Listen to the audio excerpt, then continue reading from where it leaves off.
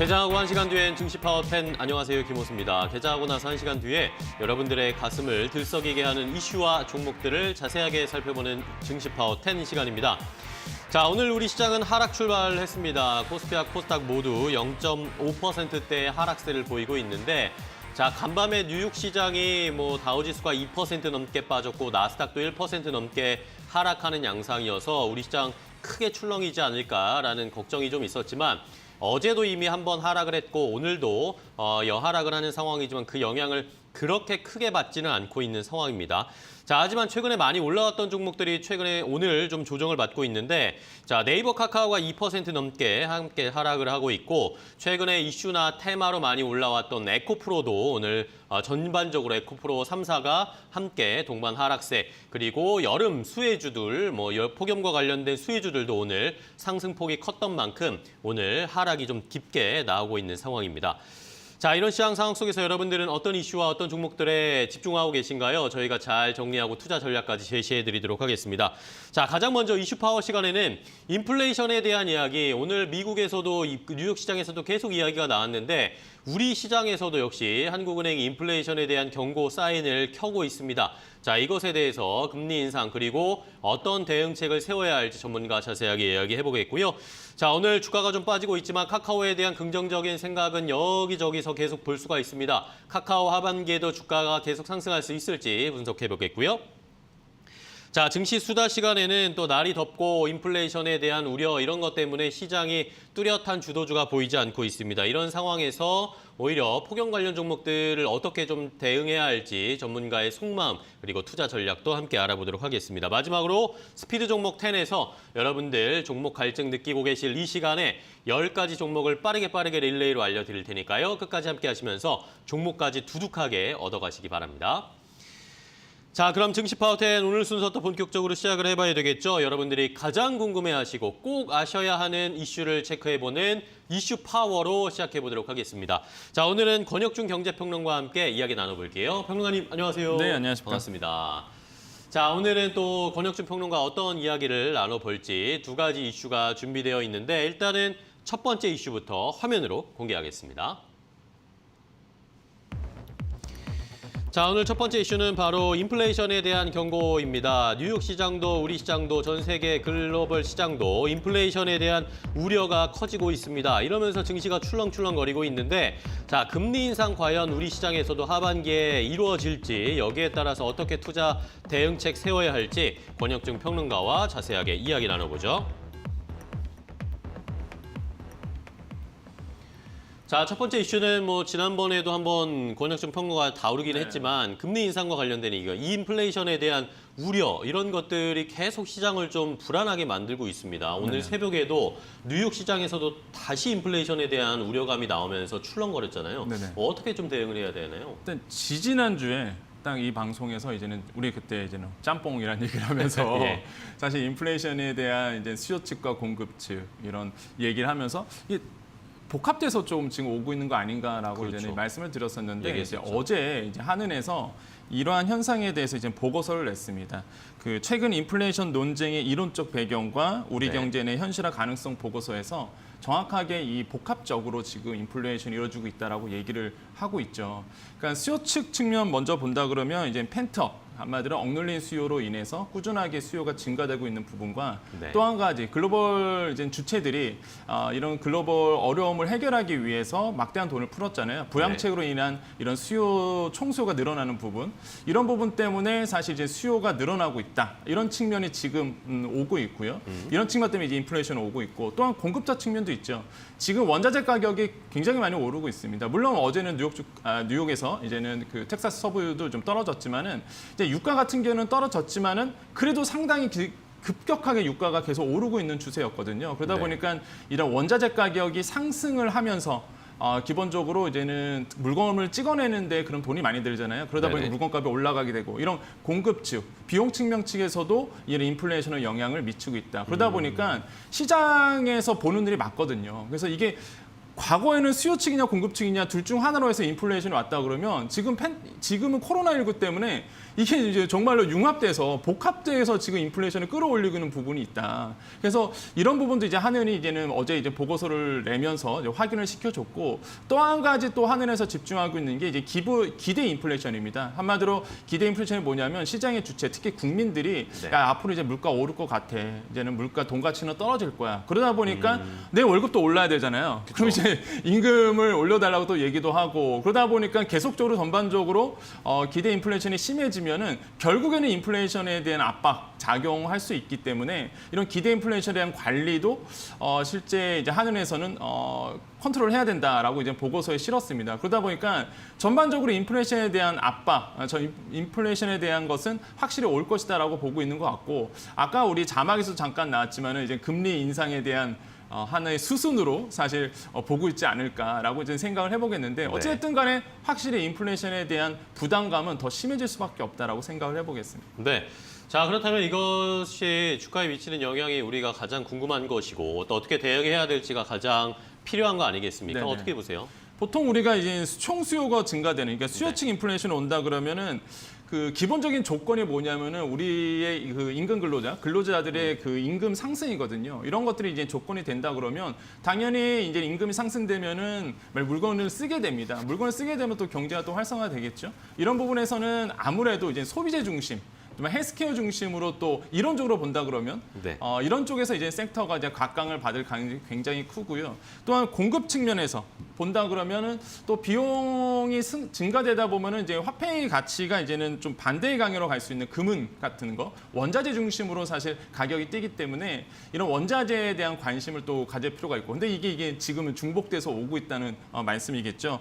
이렇게 본다 그러면은 이제 또 그러면 나머지 남아 있는 이런 기대 인플레이션 상승 같은 경우는 실제 금리를 좀 하락하는 부분이 있습니다. 실제 금리가 이제 하락하게 되는 현상이 일어나거든요. 그렇게 되면 당연히 자산에 대해서 투자를 할 수밖에 없어요. 뭐 부동산 같은 경우, 주식 같은 경우에 실제적으로 심리가 그렇게 쏠릴 수밖에 없거든요. 네. 사실 저도 마찬가지입니다. 지금 제가 갖고 있는 돈을 어떻게 투자해야 될지 인플레이션 올 것 같으니까 사실 제 눈에는 지금 보이는 거는 주식이나 부동산이거든요. 사실. 왜냐하면 돈 갖고 있으면 이제는 손해가 되니까 계속 시장 참여자들이 야 이거 돈 갖고 있으면 손해야, 돈 갖고 있으면 손해야 그러다 보니까 계속적으로 노크를 하게 되거든요. 이런 어떤 융복합적인 현상들이 지금 우리나라 대한민국에 좀 일어나고 있다는 점, 이런 점 때문에 각각의 섹터들에서 이제 반응을 나타낼 것이다. 네. 이런 부분에서 본다 그러면 저는 역시나 지지난주 계속적으로 말씀하고 있지만 리치 상품에 대한 투자가 제가 보기에는 관심이 많아질 수밖에 없는 상황으로 이제 가지 않을까라고 좀 생각을 해보겠습니다. 왜냐하면 대표적인 인플레이션 방어주로서 여러분께서 알고 계시는데 실제 이제는 배당이라든지 아니면 배당을 넘어서 주식 상승에도 굉장한 좋은 어떤 혜택을 얻고 있거든요. 예를 들어서 코스피 상승률을 좀 상회하는 부분이 있습니다. 좀 자료를 조사해봤는데 17일 한국거래소 자료에 따르면은 최근 한 달간, 그러니까 6월 16일에서 7월 16일까지 네. 포람코 에너지 리츠라든지 아니면 JR 글로벌 리츠 같은 경우 지금 코스피의 그 상승률보다 더 많이 상승을 했거든요. 그러다 보니까 예전에도 제가 한번 리츠 상품에 대해서 상장 리츠에 대해서 말씀을 드린 적이 있었는데 이런 상장 리츠들이 대표적인 인플레이션이 왔을 때 사람들은 잘 모르지만 정말로 조금씩 이제는 그 늘어나고 있는 추세, 상승을 하고 있는 추세가 보이기 때문에 이런 부분에서도 굉장히 볼 수가 있겠고 또 한 가지 본다 그러면 6개월마다 리츠, 상장 리츠는 이제 배당을 한단 말이죠. 그렇게 보면 배당률도 지난 상반기에 5%가 넘어갔어요. 그러다 보니까 사실 배당 측면에서도 뭐 전통적으로 알고 있는 얘기지만은 배당 측면에서도 리츠 상품이 굉장히 투자자들의 관심을 가질 수밖에 없고 네. 또 한 가지 핵심이 뭐냐면 정부의 세제 지원입니다. 사실 정부가 적극적으로 리츠 상품에 대해서 어느 정도 밀고 있는 부분이 있기 때문에 이런 부분에서도 제가 봤을 때는 앞으로 그 뭐 리츠를 뿐만 아니라 상장 리츠뿐만 아니라 일반적으로 상장되지 않은 리츠들도 굉장히 많은데 우리나라에 한 200개가 넘어가거든요.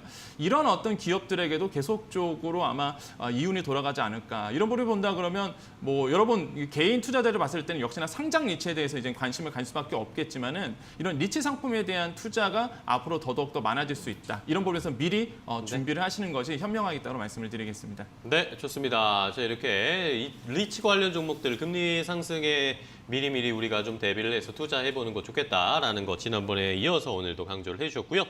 자, 그럼 두 번째 이슈로 바로 가겠습니다. 두 번째 이슈 화면으로 함께 보시죠.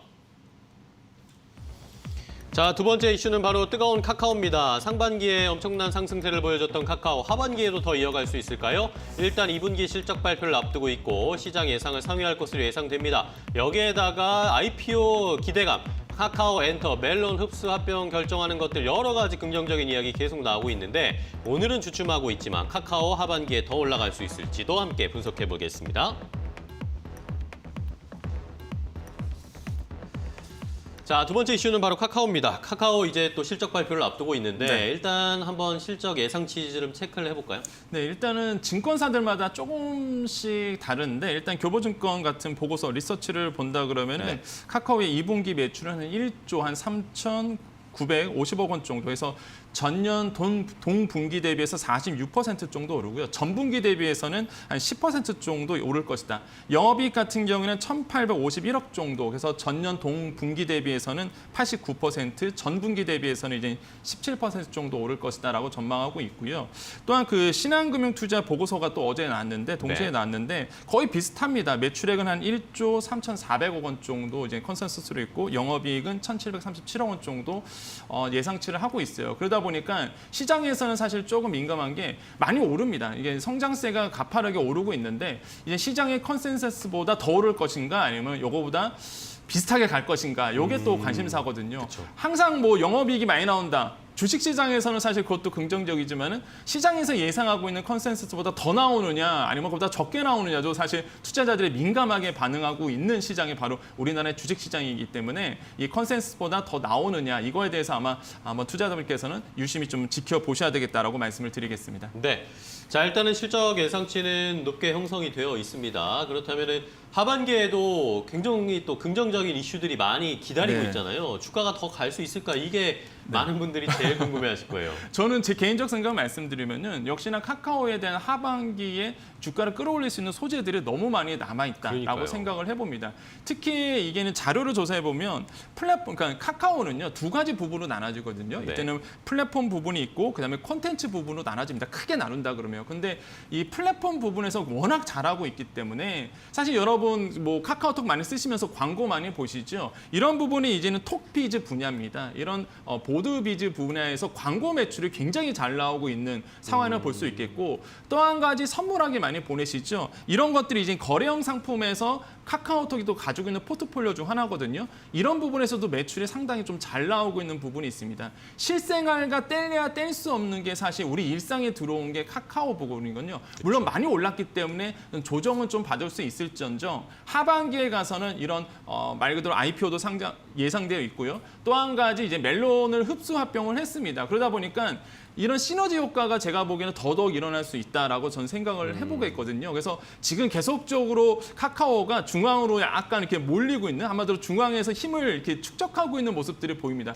대표적인 게 멜론 흡수합병이거든요. 원래 멜론은 카카오였다가 독립 분사시켰다가 다시 한번 이번에 이제 카카오 쪽으로 들어오게 됐는데 그러다 보니까 사업 전략 측면에서 본다 그러면은 이제는 이런 어떤 멜론과의 어떤 IP 아니면 지적재산권 이런 것과 맞물려서 시너지 효과를 내려고 하는 이런 전략적 차원이기 때문에 하반기에 가서는 제가 봤을 땐 더더욱 아마 카카오가 힘을 내지 않을까라는 생각을 해보겠고요. 실제 카카오를 재무 분석을 해보면 재밌는 현상들이 굉장히 많아요. 그러니까 앞으로의 하반기에 더 영업이익이 뜰 수 있는 소재들이 눈에 계속 보이거든요. 특히 컨텐츠 부분에서 아까 말씀드렸던 피코마 부분도 사실 굉장히 많이 뛰었습니다. 피코마 같은 경우에도 상반기 봤을 때 이번 연도 상반기 봤을 때 빅게임 앱에서 매출 순위 4위에 등극했어요. 전체적으로. 그러다 보니까 2분기 거래액이 전년 동분기 대비해서 160% 증가됐고요. 네. 2,300억 원 달성을 했거든요. 피코마 부분에서도 굉장한 그 기대를 할 수 있는 부분이 있기 때문에 이런 콘텐츠 부분에서도 플랫폼을 넘어서 콘텐츠 부분에서도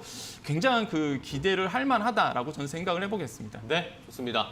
자, 이렇게 카카오에 대한 전망까지 함께 확인을 해봤습니다. 권혁중 평론가께서는 하반기에도 카카오 불을 뿜을 거다라고 일단 예상을 하셨는데 실적 발표하는 것도 한번 보고 그 다음에 네. 또 평론가님께서 실적 가지고 온 거 보고 한번 또 앞으로의 전망도 한번 부탁드리도록 하겠습니다. 네.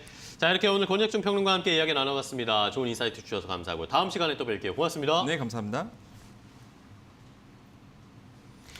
자, 이렇게 함께 이야기를 나눠봤습니다. 전체적인 시장 상황을 확인을 해봤고요. 이렇게 전체적인 그 이슈 파워 첫 번째 확인을 해봤고 다음으로 이제 시장의 분위기를 좀 체크를 해봐야 되겠죠. 저희가 정리해드린 내용 보시고 함께 다음에 보도록 하겠습니다.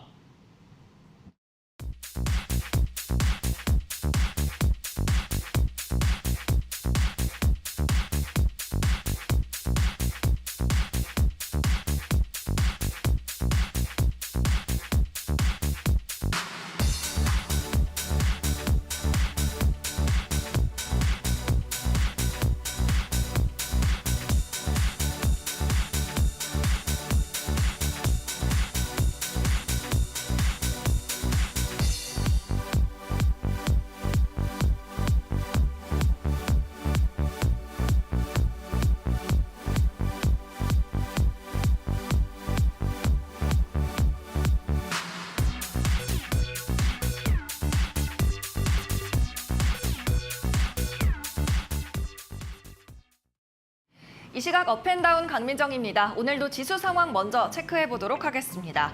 자, 오늘 미국 증시의 급락 영향에 우리 시장도 타격을 받으면서 출발을 했습니다. 오늘 양 시장 모두 0.8%, 0.6%대 개파락을 하면서 출발을 했는데요. 코스피에서는 기관 투자자들이, 코스닥에서는 외국인 투자자들이 각각 매수를 해주면서 낙폭을 줄이고 있습니다. 현재 코스피는 0.4%대 마이너스, 코스닥은 0.3%대 약세장을 그리고 있습니다. 네, 그럼 이 시각 상승 중인 특징주 먼저 확인해 보도록 하겠습니다. 자, 오늘 원전과 전력 설비 같은 이 폭염 테마주들이 여전히 강세를 보이고 있는 가운데 종목별로 셀트리온 그리고 모나미 마지막으로 삼영화학이 강세 보이고 있습니다. 먼저 셀트리온 살펴보겠습니다.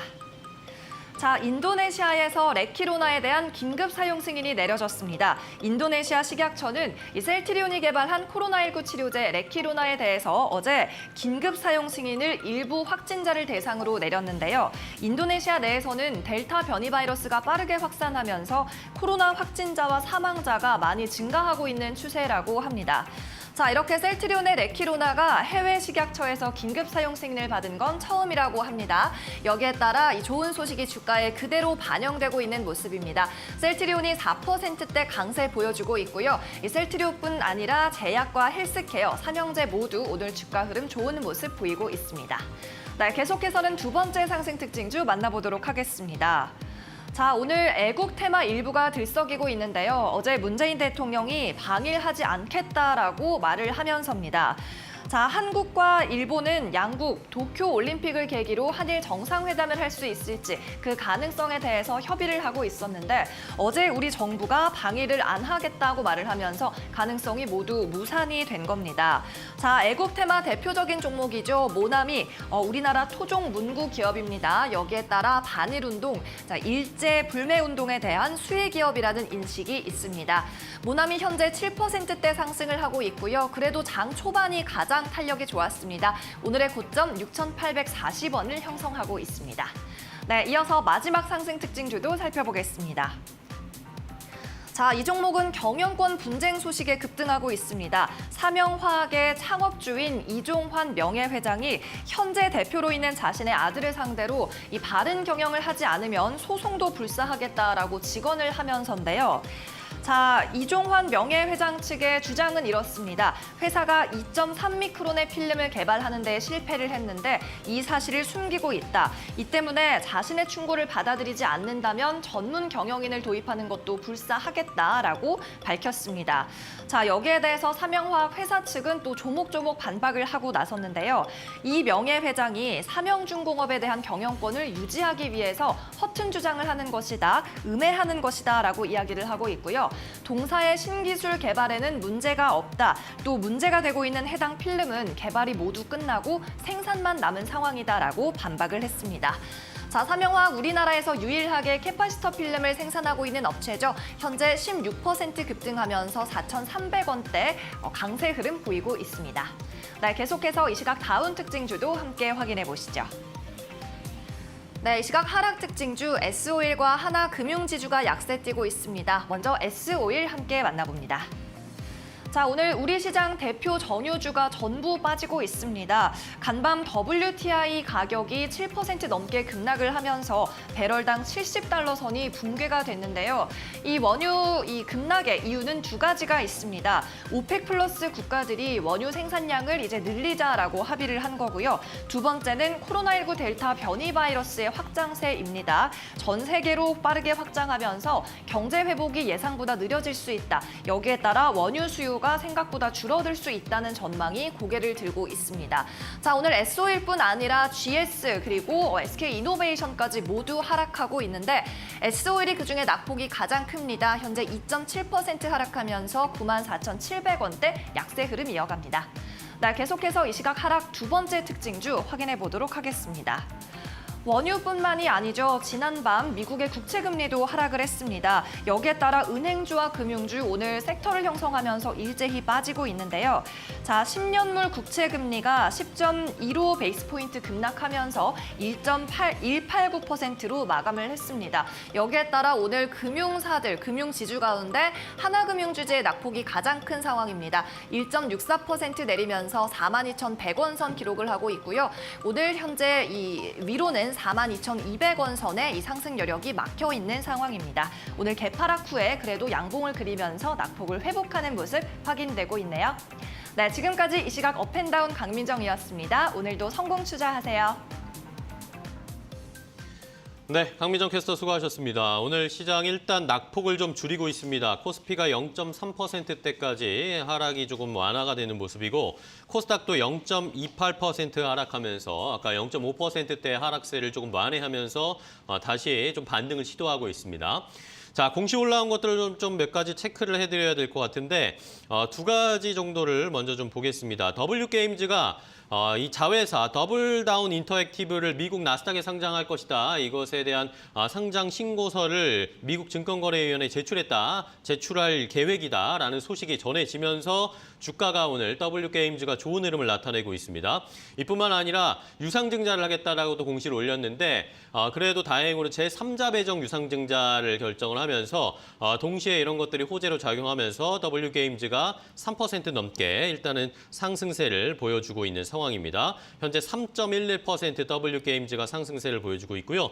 자, 다음으로 디오가 실적을 발표했습니다. 디오가 2분기 영업이익이 111억 원 정도가 나왔습니다. 시장이 예상했던 것과 거의 똑같이 111억 원 정도 예상치에 부합했고요. 전년 동기 대비해서 110% 정도 증가한 수치이기 때문에 좋은 실적, 호실적을 발표한 디오 하지만 주가는 강보합권에서 일단은 52,200원에 거래되고 있는 상황. 디오의 실적 발표까지 함께 체크를 해드렸습니다. 자, 그럼 이제 때로는 솔직하게 때로는 또 심도 있게 시장의 투자자들은 어떻게 시장을 바라보고 있는지 자세하게 속마음을 들여다보도록 하겠습니다. 실시간 증시 수다 시간인데요. 자, 이데일리온의 명승부사 전문가와 함께 연결을 해볼 텐데 자, 지금 연결 상태가 좋지가 않은 상황이어서 아까 말씀드린 내용을 한 번 더 좀 체크를 해보도록 하겠습니다. 자, W게임즈가 일단은 아까 말씀드렸던 것처럼 자회사가 이 미국 나스닥에 상장을 할 것이다라는 이야기가 나왔습니다. 더블다운 인터랙티브라는 회사인데 이 나스닥 상장을 위해서 공모가 범위와 미국 예탁 주식 수량을 기재한 증권 신고서를 금융감독원에 제출했다라는 소식이 전해지면서 W게임즈가 오늘 공시와 함께 좋은 주가의 흐름을 나타내고 있다라는 것 다시 한번 체크를 해드리겠고요. 제3자 배정 유상증자도 결정했다라는 것까지 함께 확인을 해봤습니다. 자, 그럼 바로 또 연결이 됐다라고 하네요. 이데일리온 명승부사 전문가와 함께 이야기해보겠습니다. 전문가님 안녕하세요. 예, 안녕하십니까. 반갑습니다. 네, 안녕하세요. 연결 힘듭니다, 오늘. 네, 잘 지내셨죠?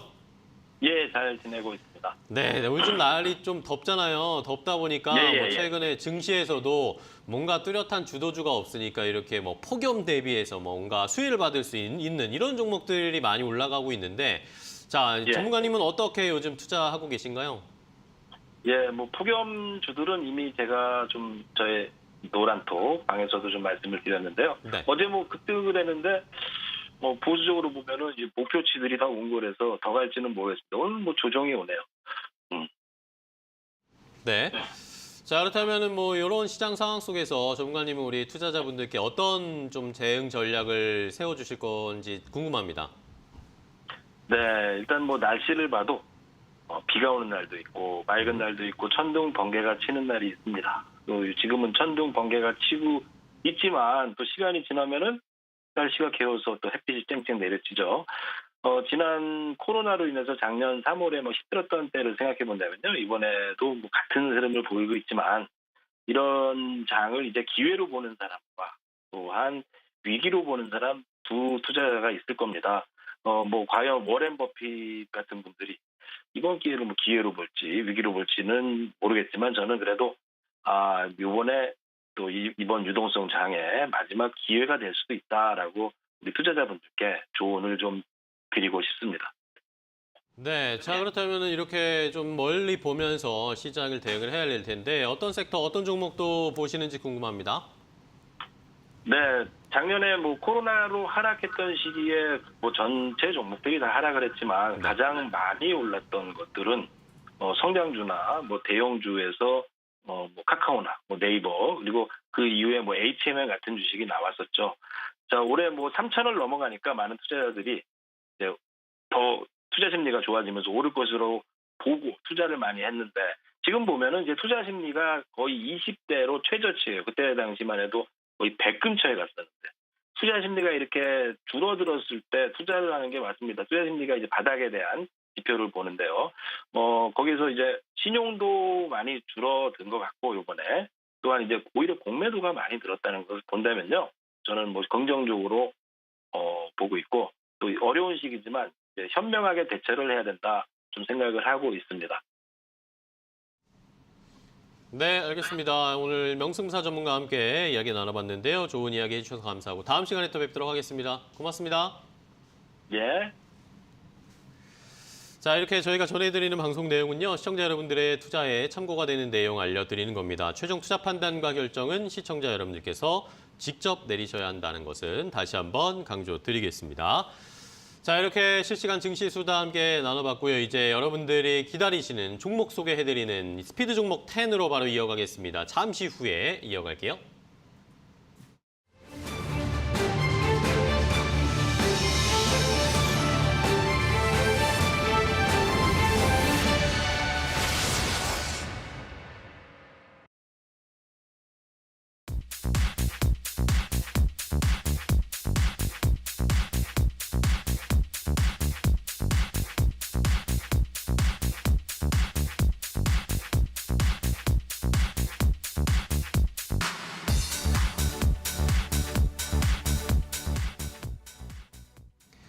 지금까지 이런 종목 소개는 없었다. 스피드 종목 10 시간입니다. 여러분들 종목 갈증 느끼고 계실 이 시간, 개장하고 나서 1시간 뒤에 시장 상황 보고 이제 어떤 종목을 좀 사보지, 어떤 종목이 좋을까라고 고민하고 계실 텐데요. 저희가 그런 분들을 위해서 10가지 종목을 준비를 했습니다. 두 분의 전문가와 함께 종목 소개 핑퐁핑퐁 빠르게 릴레이로 알려드릴 테니까요. 잘 들어보시고 관심 종목에 쏙쏙 넣어보시기 바랍니다. 자, 오늘은 두 분과 함께 종목 소개해드리겠습니다. KTB 투자증권의 이성훈 과장 그리고 이데일리온 맹호클럽의 황윤석 전문가와 함께하겠습니다. 두 분 안녕하세요. 네, 안녕하십니까. 반갑습니다. 자, 매주 화요일에는 우리 두 분의 전문가와 함께합니다. 무심한 듯하지만 두 분의 전문가 모두 이 종목 소개에 굉장히 진심인 편이셔서 좋은 종목들을 10가지 가지고 오셨을 것 같은데요. 자, 그렇다면 두 분이 가지고 오신 10가지 종목 바로 공개해드리겠습니다. 자, 오늘 스피드 종목 10 10가지 종목입니다. 이성훈 과장의 픽은요. 휴캠스 오스템 임플란트, 하이브, 서울옥션, 에코마케팅을 가지고 오셨고요. 황윤석 전문가의 픽은 M게임, NBT, LS 일렉트릭, 보성 파워텍, 아이진 이렇게 10가지가 준비되어 있습니다. 시청자 여러분들은 이 10가지 종목 가운데 어떤 종목이 눈에 띄시나요?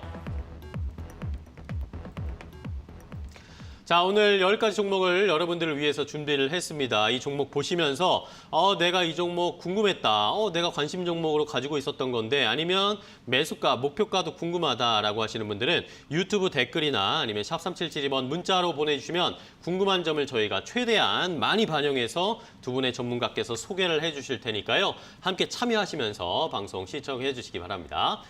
자, 그러면 바로 시작을 해보도록 하겠습니다. 첫 번째 종목, 스피드 종목 10의 포문을 열어주실 이성훈 과장의 첫 번째 종목 뭐죠? 네, 휴캠스 한번 더 휴캠스요. 시작해볼까요? 말씀드리도록 하겠고요. 네. 역시 그 뭐 탄소 배출권 제 주위에서도 봤을 때도 이 탄소 배출권에 대한 관심이 높아지면서 ETF나 이런 부분은 많이 찾고 우선 해외 그 미국에 대한 부분에 있어서 이 탄소 배출권 관련 기업들 굉장히 많거든요. 네네. 그러면서 우리나라에서 어떻게 좀 투자할 방법이 없냐라고 좀 얘기했을 때 제가 이제 말씀드린 게 바로 이제 휴캠스라는 종목을 매수하는 게 어떤 이 탄소 배출권에 대한 글로벌적으로 봤을 때 네. 이런 부분이 그 가시화됐을 때 가장 수혜를 받는 게 오. 바로 이제 휴캠스다라고 좀 판단을 지금 되고 있고요. 뭐 휴캠스 같은 경우에는 역시 뭐 암모니아 기초화학 제품을 생산하는 부분이지만 이 탄소 배출권에 대한 부분에 있어서 이런 가격에 대한 부분에 있어서 이 부분을 이제 매수를 하면서 이거에 대한 가격이 올라갔을 때 영업이익이 올라가는 구조로 가고 있기 때문에 대표적인 탄소 배출권 이 관련주다라고 좀 볼 수 있겠고요. 뭐 이제 우리나라 쪽 봤을 때도 이 배출권에 대한 이 가격에 대한 상승이 2분기부터 지금 일어나고 있는 추세라고 좀 볼 수 있겠고 네. 이 글로벌로 봤을 때 탄소 배출권에 대한 수요 증가가 계속 일어나고 있기 때문에 이 휴캠스에 대한 관심이 더욱더 높아진다라고 좀 볼 수 있겠고 지금 현재 2분기 때도 영업이익 한 260억 이상은 될 것으로 좀 판단되고 있습니다. 뭐 탄소 배출권에 대한 부분도 있겠지만은 뭐 암모니아나 여러 가지 기초 화학 제품에 대한 이 가격 상승과 스프레드 상승과 함께 영업이익에 대한 마진 부분이 늘어날 것으로 좀 판단되고 있고요. 이 262억 같은 경우는 1분기보다는 좀 떨어지는 부분이지만 작년 대비해서는 50% 이상의 영업이익 증가라고 좀 볼 수 있습니다. 네, 좋습니다. 휴캠스를 첫 번째 종목으로 이성훈 과장이 소개를 해주셨습니다. 탄소 배출권과 관련된 이슈가 최근에 많이 부각이 되고 있는데 우리 시장에서는 수혜받을 수 있는 탄소 배출권에 수혜받을 수 있는 것이 휴캠스다라고 소개를 해주셨고요. 자, 다음은 황윤석 전문가의 첫 번째 종목 바로 시작을 해볼까요? 네, M게임입니다. M게임이요?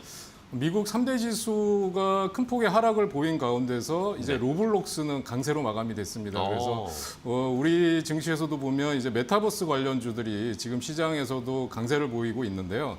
지금 메타버스 관련주들을 이제 시총으로 한번 비교를 해보면 자이언트 스텝이 9천억을 넘어가면서 거의 1조에 육박하는 흐름을 보여주고 있고요. 그다음에 선익 시스템이 한 2,600억 정도를 기록하고 있습니다. 근데 네. 이 두 종목의 특징이 뭐냐면 기술력은 갖추고 있으나 이제 안정적인 영업이익을 내지 못하고 있는 그러니까 기대감만으로 올라가는 그런 관련주라고 할 수 있는 반면에 M게임은 현재 시총이 2,200억 정도인데 지난해 영업이익이 106억이고요. 그다음에 1분기에 31억 정도의 그 영업이익이 나서 상당히 저평가되어 있습니다. 지금 주가의 흐름은 과열 지정 예고 구간 뭐 이런 걸 지정이 돼서 이게 아마 주가 상승에 좀 부담이 되는 걸로 보여지는데 사실은 이 N게임이 가상현실, 증강현실 쪽에서 그 이제 2017년도에 내놓은 모바일 게임 캐치몬이 사실상 우리나라 업계에선 거의 그 시초라고 할 수 있을 정도로 제일 먼저 이 메타버스나 가상현실 쪽을 공략했던 게임주라고 할 수 있겠고요. 네. 그래서 지금 보면 특히 열혈 강호가 이제 중국 시장에서 사상 최대 매출을 기록하고 있고 또 그 매출이 월 평균 대비 89% 증가했는데 그래서 지금 눌림목 구간을 공략할 수 있는 좋은 기회다라고 생각합니다. 네, 좋습니다. M게임을 황윤석 전문가는 처음으로 가지고 오셨습니다. 자, 시장이 뭐 뉴욕 시장도 우리 시장도 많이 흔들렸지만 그래도 메타버스 관련 종목들은 여전히 시세에 분출할 가능성이 높다. 그중에서도 실적이 잘 나오는 M게임을 확인해보자라는 의견 주셨고요. 자, 다음 종목도 바로 가겠습니다. 이성훈 과장님의 두 번째 종목은 뭐죠? 네, 오스템 임플란트. 오스템 임플란트요? 예, 지금 최근에 이제 임플란트 관련주들에 대한 상승세가 굉장히 좋게 좀 나와주고 있다라고 볼 수 있겠고요. 네. 뭐 그렇기 때문에 오스템 임플란트, 뭐 디오 그리고 뭐 디오는 최근에 또 매각에 대한 이슈에 대한 부분 때문에 주가에 대한 상승률이 더욱더 나와주고 있는 상태고, 뭐 덴티움 같은 이런 임플란트 관련주들에 대한 관심이 높아지고 있다라고 생각이 됩니다. 우선 이 지금 제 의료기기나 어떤 제약바이오 업종으로 분류되고 있긴 하지만 이 안에서 해외 쪽에서의 수출이나 여러 가지 부분에 있어서 가장 눈에 띄게 나타나는 항목이 바로 임플란트다라고 좀 볼 수 있겠고, 그 중에서도 올해 이 기업들 중에서도 사상 최대 실적에 대한 기대감이 높은 이 오스템 임플란트에 대한 관심을 가져야 된다라고 좀 생각이 되고 있고요. 네. 지금 현재 뭐 주가가 좀 많이 올랐다라고 하더라도 조정을 많이 받지 않습니다. 전 개인적으로 봤을 때 주가가 많이 올라는 상태에서도 이 조정을 받지 않는다는 부분은 추가적인 상승 여력이 있다라고 지금 판단이 되고 있고요. 네. 지금 이제 증권사 같은 경우에는 목표 주가를 계속 오르고 있죠. 이런 사상 최대 실적에 대한 부분에 있어서 목표 주가 15만 원까지로 잡고 있기 때문에 물론 이제 증권사의 목표 주가까지 간다라고 볼 수는 없지만 목표 주가 올린다는 부분은 역시 이 펀더멘탈에 대한 이 영업이익에 대한 부분에 있어서 추정치가 계속 높아지고 있다는 부분이기 때문에 뭐 실적으로 들어간다고 한다면은 충분히 매수 공략할 만한 상황이다라고 좀 볼 수 있겠고요. 역시 오스테 임플란트는 다른 이 임플란트 기업들과 틀리게 뭐 직판으로 한마디로 10초 남았습니다. 가장 큰 본업에 충실하는 판매 부분의 메커니즘을 갖고 있기 때문에 우선 실적에 대한 기대감을 이 해외 쪽 수출과 함께 계속 나올 가능성이 크다 판단됩니다. 네, 좋습니다. 오스템 임플란트를 이성훈 과장께서 알려주셨습니다. 조금 전에 뭐 디오의 실적이 나왔다라고 말씀드렸는데 오스템 임플란트도 과연 좋은 실적, 사상 최대 실적을 기록할 수 있을지 이러면서 주가 힘 받을 수 있을지 살펴보셔야 되겠습니다. 자, 다음은 황윤석 전문가님의 두 번째 종목 볼까요? 네, 두 번째 종목은 NBT입니다. NBT요.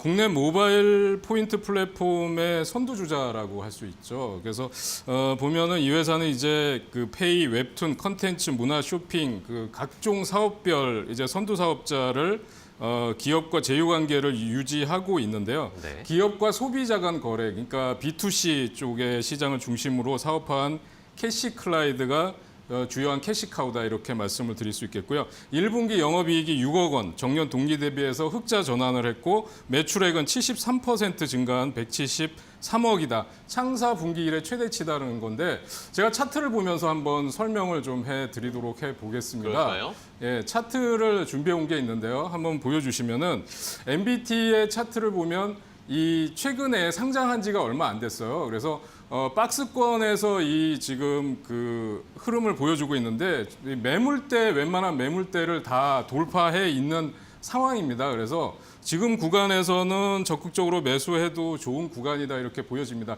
제가 원으로 표시한 데가 네네. 있는데요. 그런 구간에서 보면 거래가 실리면서 단기적으로 박스권을 돌파하려고 하는 시도들이 나타났는데 그렇네요. 그러니까 시초가에 처음에 상장됐을 때 가격이 이제 49,000원인데 지금 단순히 차트상으로만 본다고 하면 매물대가 별로 없는 구간이에요. 3만 원대를 돌파하면 그 이상의 매물대를 찾아보기 어렵기 때문에 이 계속 성장하는 사업이죠. 그래서 제가 보기에는 충분히 지금 신고가까지도 갈 수 있다. 저점 공략 유망하다라고 말씀드릴 수 있겠습니다. 네, 좋습니다. 황윤석 전문가는 두 번째 종목으로 NBT, 지금 차트상으로 기술적으로 봤을 때도 저점에서 잡을 수 있는 좋은 위치다라는 의견을 주셨으니까 잘 참고해 주시기 바랍니다. 자, 다음은 이성훈 과장님의 세 번째 종목으로 바로 가게요. 네, 하이브. 하이브요. 네, 말씀드리도록 하겠고요. 또 좋습니다. 이슈 나왔죠. 이 퍼미션 투 댄스, 또 빌보드 네, 또 1위 핫백에 했습니다. 또 1위 했습니다. 근데 이제 어떻게 보면은 이 BTS에 대한 이 뭐 1위나 이런 부분이 이제 오늘 주가도 어떻게 보면 움직이지 않는 걸 본다고 그러니까요. 한다면 약간의 좀 주가에 미치는 영향은 점점 이제 미미해지는 부분으로 간다라고 생각이 되고 있고요. 오히려 지금 하이브 같은 경우에는 뭐 위버스나 다른 여러 가지 이 플랫폼 쪽에서의 사업에 대한 부분에 있어서 그쪽에서 실적이 나오는 부분이 이제 어떻게 보면 하이브의 가장 큰 주가의 키이지 않을까라고 좀 생각이 되고 네네. 있고요.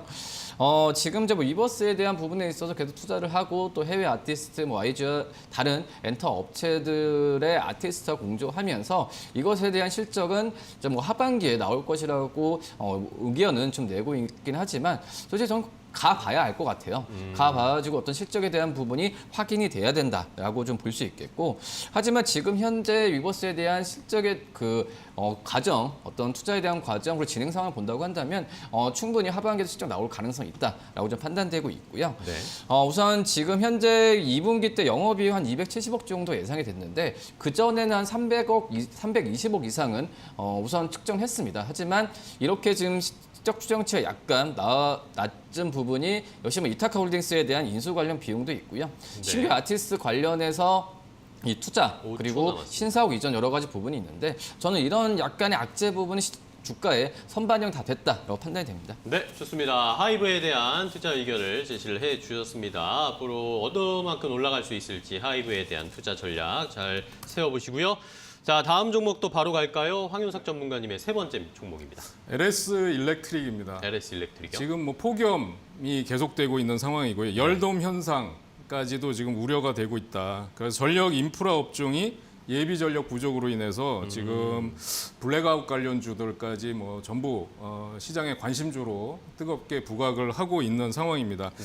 그 또 탄소 중립 선언을 이제 하고 있고요. 신재생 에너지에 대한 관심이 집중이 되고 있어서 전력 인프라 관련 업종들이 계속해서 유망주로 부각될 것으로 예상이 되고 있습니다.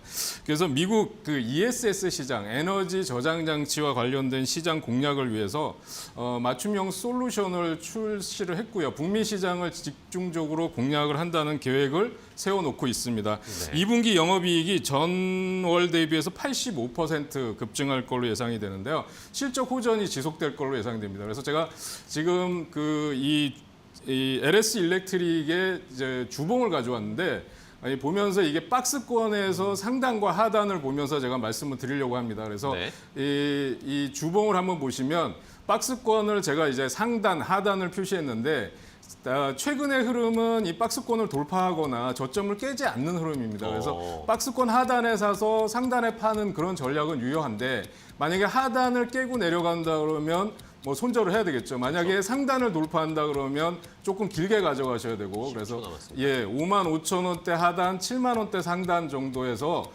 매매를 하시는 전략은 유효할 것으로 보여집니다. 네, 좋습니다. LS 일렉트릭까지 황윤석 전문가께서 차트로 박스권 매매 전략을 일단 좀 세워주셨으니까요. 잘 참고해 주시기 바랍니다. 자, 이렇게 저희가 종목 소개를 해드리는 중에 중국 쪽 시장이 개장을 했습니다. 중국 상해 종합지수가 0.68% 하락을 하면서 3,515포인트 선에서 하락세가 나오고 있고요. 자, 홍콩 항생지수도 역시 0.3% 넘게 하락세가 나타나면서 뭐 뉴욕 증시, 유럽 증시가 많이 하락을 하면서 지난 새벽에 끝이 났기 때문에 뭐 중국 할 것, 홍콩 할 것 없이 우리 시장도 할 것 없이 일단 하락세가 나오는데 그렇게 또 큰 폭의 하락은 나오지 않고 있네요. 하락폭이 조금씩 줄어들고 있다는 것도 확인을 해보셔야 되겠고 일본 니케이 지수는 0.85% 정도 하락하는 모습. 일단은 우리 시장은 0.35% 하락세를 좀 줄이고 있다는 것까지 체크를 해드리도록 하겠습니다. 자, 그럼 이제 바로 또 다음 종목 바로 갈게요. 이번에는 이성훈 과장님의 네 번째 종목이죠.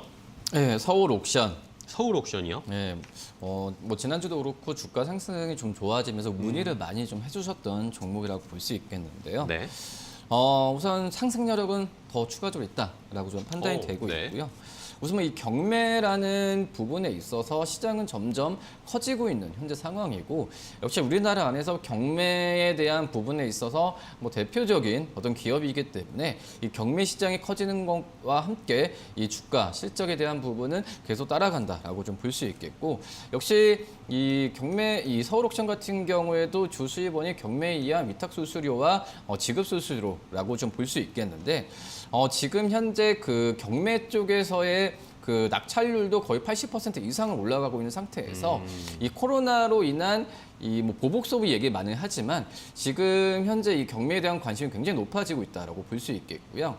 뭐 그러기 때문에 그 전에 어떤 경매 쪽에서의 가장 큰 오프라인 시장이 홍콩이었다 본다면 지금 이제 홍콩 사태나 코로나로 인해서 우리나라 쪽으로 아시아 중심이 우리나라 쪽으로 바뀌고 있는 상황에서 이 서울 옥션에 대한 이 기대감이 점점 더 커지고 있는 상황이다라고 볼 수 있겠고요. 뭐 이런 부분은 주가에 지금 이미 좀 반영이 계속 되고 있는 상황인데 더 반영이 되지 않을까라고 판단되고 있으면서 지금 어떤 저평가 종목에 대한 매수를 노려봐도 괜찮겠지만 오히려 가는 종목들 같은 경우는 이유가 있다라고 판단하시고 이 안에서 펀더멘털 괜찮은 종목을 접근하는 게 낫다. 그중에 서울 옥션이 하나이지 않을까 이렇게 보입니다. 네, 좋습니다. 서울 옥션을 이성훈 과장이 가지고 오셨습니다. 국내 미술품 시장의 성장세가 아시아 쪽에서 좀 중심으로 우리가 센터로 자리 잡을 수 있는 가능성 이런 것들을 봤을 때 서울 옥션이 괜찮다라는 의견 주셨고요. 자, 이번에는 황윤석 전문가의 네 번째 종목으로 바로 가겠습니다. 네, 보성파워텍입니다. 네. 보성파워텍은 지금 아까 말씀드린 뭐 폭염, 블랙아웃, 그다음에 스마트 그리드 관련주로 부각이 되고 있는데 네. 우선 또 원전 테마주로도 지금 시장에서 주목을 받고 있는 종목입니다. 한국전력이 올해 뭐 송전 배전 설비에 6조 4천억을 투입한다라는 얘기가 나왔는데 내년에는 뭐 7조다. 이런 얘기가 나오고 있습니다. 그래서 전력 수급이 어려워지면서 이제 스마트 그리드가 주목을 받고 있는데요. 보성파워텍은 원격 검침 시스템, 그다음에 전자식 전력량 계, 또 스마트 그리드 사업과 관련된 기술 개발을 완료한 상태입니다. 무엇보다도 이제 보성 파워텍 하면 옛날에 그 UN 사무총장, 전 사무총장 반기문 총장 관련주로 급등했던 그런 그렇죠. 테마주로 많이 기억을 하실 거고요. 그래서 지금 시장에서는 끼가 있는 종목들이 앞으로도 갈 수 있다 이런 걸 말씀드릴 수 있겠고, 제가 이제 차트를 보면서 좀 말씀을 드리려고 하는데 네. 일봉 차트상으로는 사실은 제가 제일 가장 좋아하는 패턴의 일봉 차트 모양을 하고 있습니다. 그러니까 N자형 계단식 상승 패턴입니다. 보시면 장대 양봉이 세울 때 거래가 팍 터지고 그 다음에 조정받을 때 거래가 급격하게 감소하고요. 장대 양봉 세울 때 거래가 급증하면서 그 다음에 또 눌림목 구간에서는 거래가 급감하는. 그래서 N자형으로 올라가는 패턴인데 저런 곳에서 이제 그 21선 부근에서 저점을 잡으면 되는 건데요. 고점과 저점이 같이 높아지고 있는 전형적인 그런 상승 패턴의 종목이라고 할 수 있겠습니다. 그래서 지금 오늘 구간에서 보면 저런 저점을 공략한다면 단기적으로 이제 그 21선 부근의 눌림목을 공략하면 장대 양봉을 세우는 급등 구간에서 매도가 가능한 그런 단기 매매도 가능할 거고 조금 호흡을 길게 하는 약간 스윙이나 중기 매매도 가능하다고 보여집니다. 네, 좋습니다. 보성 파워텍 황윤석 전문가께서 차트를 보시면서 자세하게 알려주셨습니다. 전형적인 N자형 반등세를 보여주고 있는 상황이기 때문에 지금 21선에 터치를 할 때 한번 잘 매수를 해보자라는 의견 주셨습니다. 자, 다음 종목 가겠습니다. 이성훈 과장님의 마지막 종목이죠. 네, 에코마케팅. 에코마케팅이요? 예, 한번 좀 보려고요. 네. 우선 에코마케팅 아시겠지만은 지금 이제 뭐 자회사들에 대한 지분 투자가 굉장히 활발한 기업 중에 하나가 바로 에코마케팅이라고 볼 수 있겠습니다. 뭐 미켓, 뭐 안다르, 뭐 그리티 같은 이 지분 투자를 단행하면서 이 자회사들에 대한 어떤 실적 성장이나 이런 부분이 에코마케팅의 어떤 주가 측면에서 봤을 때는 가장 큰 자극을 하는 모습이고요.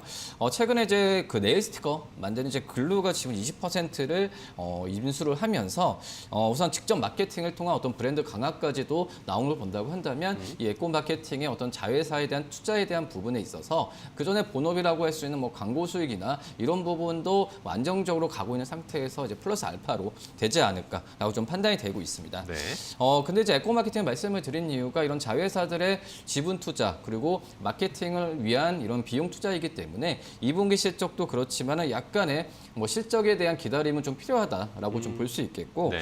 물론 이제 이 투자한 자회사가 많기 때문에 이것에 대한 그 실적에 대한 턴어라운드를 지켜봐야겠죠. 하지만 안다르나 뭐 이런 부분은 처음에는 좀 적자였지만 이 투자한 이후에 마케팅 강화를 통해 흑자로 전환하는 모습을 좀 보여주고 있기 네네. 때문에 차분하게 어떤 중장기적인 관점으로 이 매수를 하는 방향이 좋지 않을까 이렇게 보입니다. 네, 좋습니다. 자, 에코마케팅까지 이성훈 과장님이 마지막으로 5번째 종목 소개를 해주셨고요. 자, 이제 마지막 10번째, 총 합해서 10번째 마지막 종목입니다. 황윤석 전문가님의 마지막 종목은 뭘까요? 네, 아이진입니다. 아이진이요? 미국이 3대 지수가 뭐 큰 폭의 하락을 보이는 가운데 네. 모더나가 종목 기호로 따지면 mRNA입니다. 네네. 모더나가 이틀 동안에 지금 20% 정도의 급등이 나왔어요. 미국 오. 증시에서.